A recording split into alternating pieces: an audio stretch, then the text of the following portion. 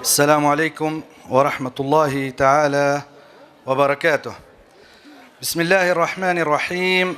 الحمد لله رب العالمين، والصلاة والسلام على سيدنا محمد وعلى آله وصحبه الطيبين الطاهرين. اللهم لا سهل إلا ما جعلته سهلا، وأنت تجعل الحزن إذا شئت سهلا. Дорогие братья и сестры, дорогие мусульмане, я хочу пожелать всем вам крепкий иман, много знания, много соблюдения.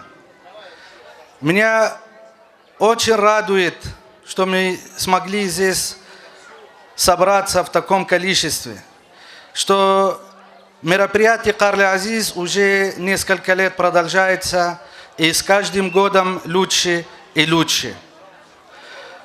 Перед тем, как мы перейдем туда, к источнику и к могиле, и будем там, иншаллах, дуа читать, просить у Аллаха ради святого Искандера свои просьбы, хотел я вам рассказать об аулияах. И кто такие аулия? Сказано в Коране: «Аля инна аулия Аллахи ла хауфун алейхим ва ла хум яхзанун».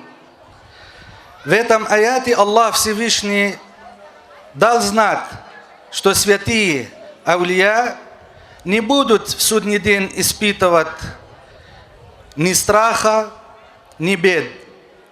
Они будут защищены, они не будут наказаны, так как они были благочестивыми и умерли благочестивыми.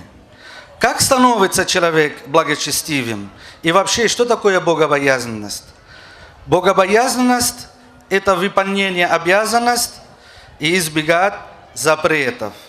Вот этим занимались святые аулия. Но, как вы знаете, никогда человек не может стать святым без знания.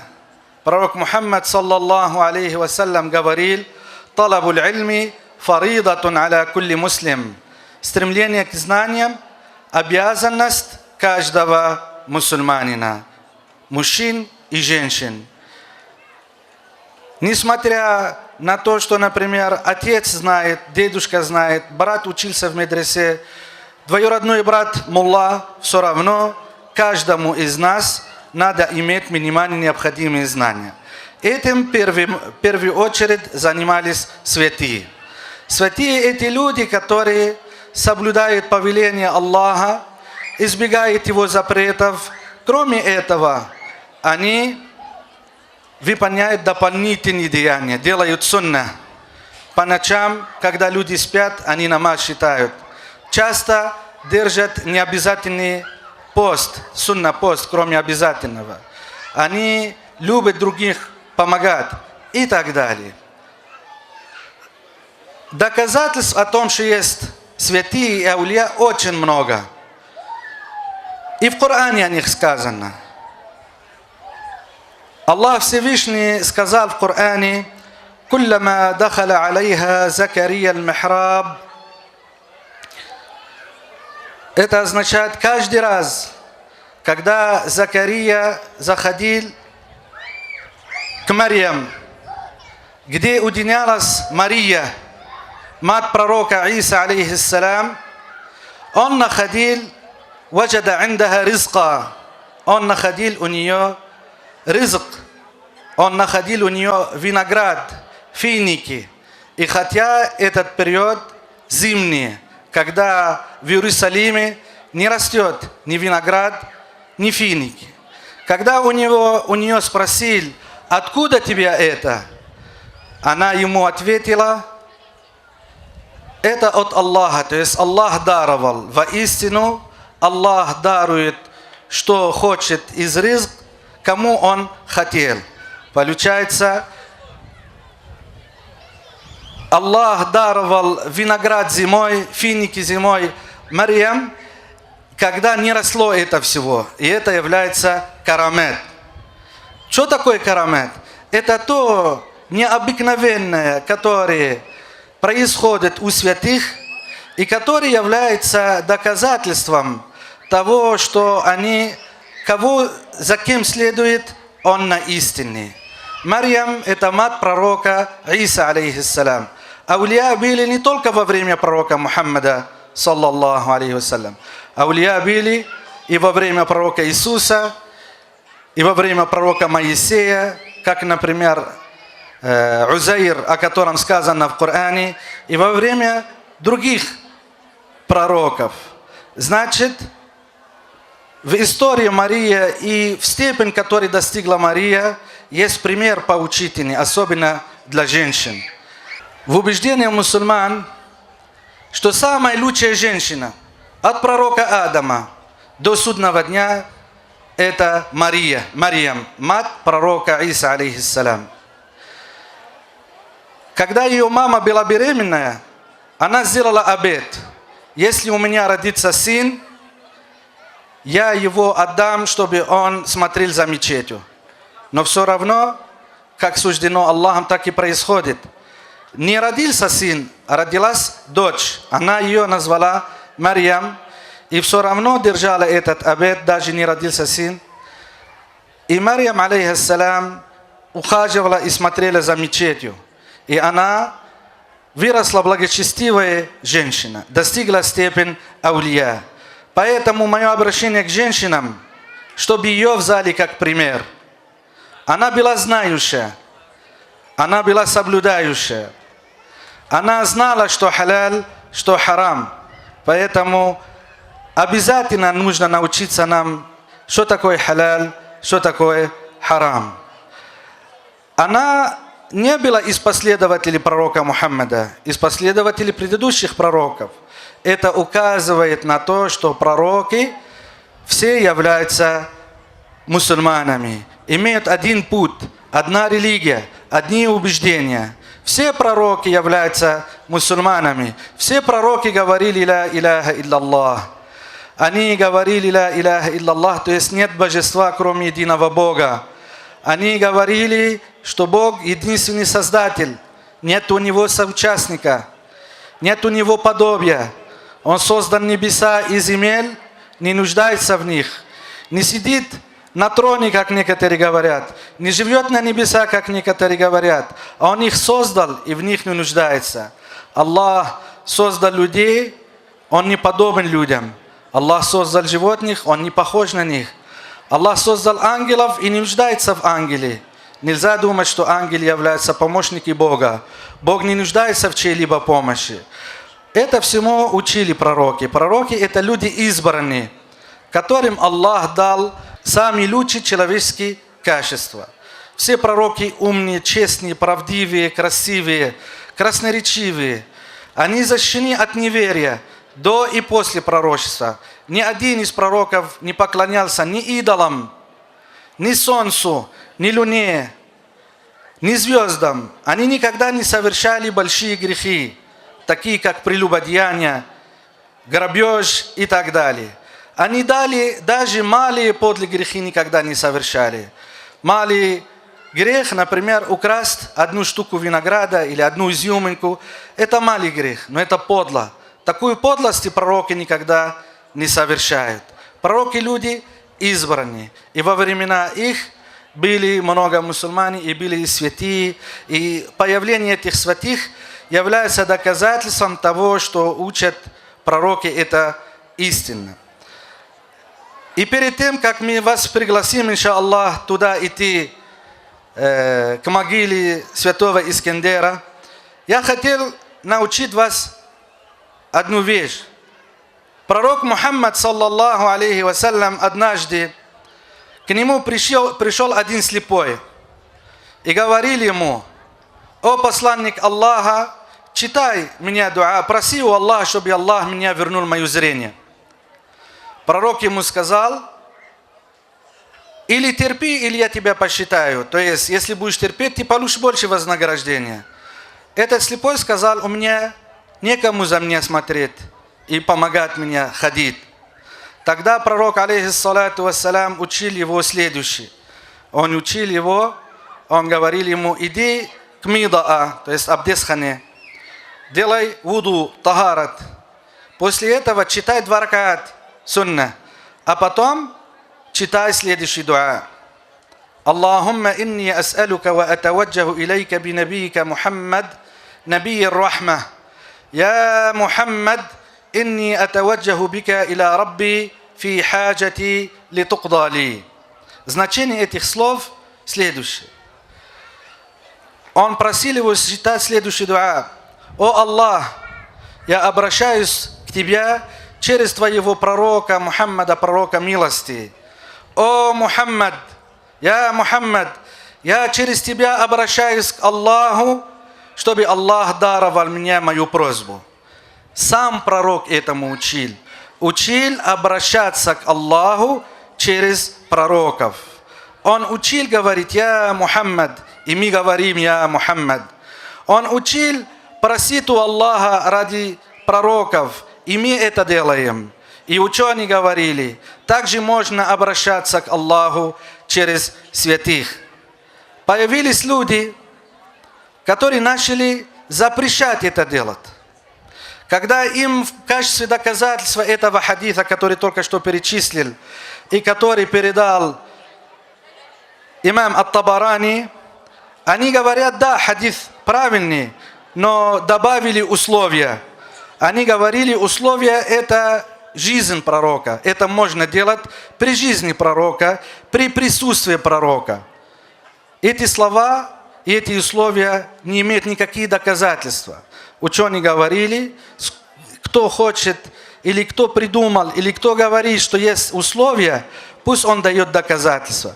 Пророк Мухаммад, когда учил этому слепому, он не говорил ему, что это только при моей жизни делай или при меня.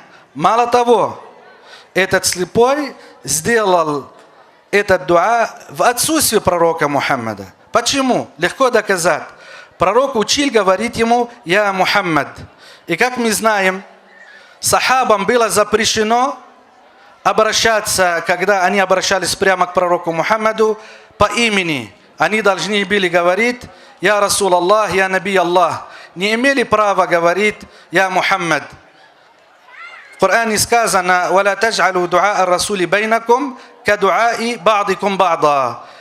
Пусть обращение ваше к пророку Мухаммаду не будет как обращение между друг друга. То есть, когда обращаешься к пророку, надо говорить «Я Расул Аллах». А раз этот слепой говорил «Я Мухаммад инни атаваджаху бика иля рабби фи хаджати ли туqda ли», значит, это было в отсутствии, потому что запрещено было говорить в присутствии пророка «Я Мухаммад», надо было говорить «Я Расул Аллах». Значит, эти условия, которые они придумали, они не имеют никакое основания.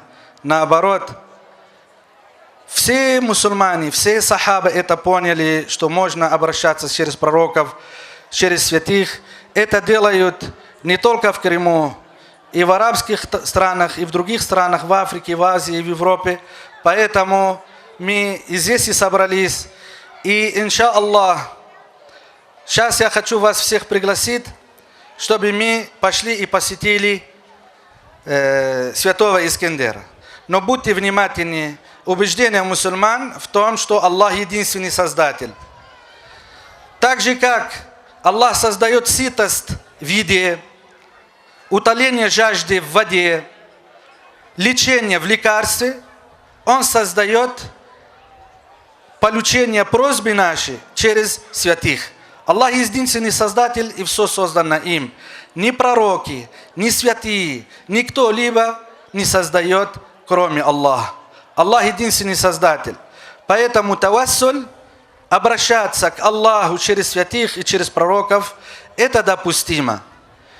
И, иншаллах, если будет сегодня возможность, есть некоторые пожилые люди, которые здесь родились и помнят, как в детстве до депортации было здесь, как люди приходили для благословения, как люди, благодаря того источника, который появился после того, как хоронили Искандер Даде, люди приходили и лечились. Иншаллах, мы дадим им слово, если будет возможность. Я знаю истории людей, приходили недавно люди и говорили: у меня такая болезнь, выздоровел после того, как посетил Азизлер, Карли Азиз. Говорили, по-моему, в Евпатории женщина в прошлом году здесь была, она детей не могла иметь. В этом году уже ребенок есть у нее. И так далее. Есть те, которые не могли выйти замуж или не мог найти невесту. Приходили, дуа читали, и сейчас, альхамдулиллах, уже дети есть. Значит, мы просим у Аллаха ради этого святого. Примеров очень много.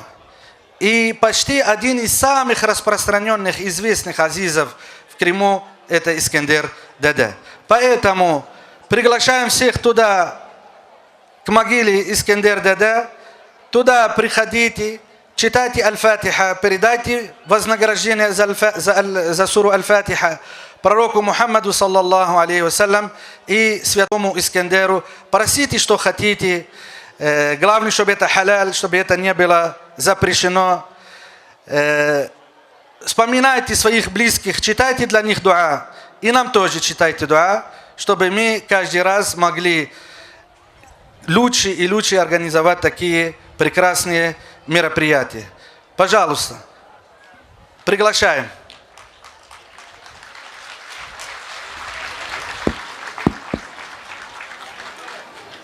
Много людей, которые приходили сюда, имели какие-то определенные просьбы. Кто-то судился, кто-то не мог что-то иметь, кто-то хотел долги закрыть, кто-то хотел жениться или выйти замуж, кто-то хотел иметь детей и так далее. И очень часто слышим, что, альхамдулиллах, после того, как я посетил Карли Азиз, я там дуа читал, у меня получилось. Поэтому подходите к самой могиле. Еще раз напоминаю, по той нижней не ходите, потому что говорят, что там тоже похоронены. Подходите к могиле. Имейте убеждение, что Аллах единственный Создатель. Святые не создают ничего, пророки ничего не создают. Аллах единственный Создатель.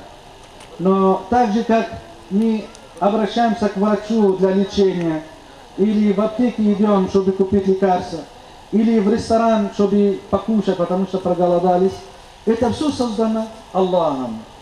Ни повар не создает сытость, ни врач создает лечение, никто кроме Аллаха. Поэтому мы подходим, просим у Аллаха ради этого святого, чтобы Он даровал нам наши просьбы. И пусть ваш иман будет сильным.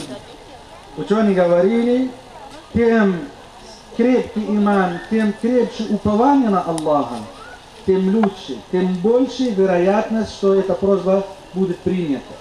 Подходите и не сомневайтесь, уповайте на Аллаха, надейтесь на Аллаха, что ваша просьба будет принята.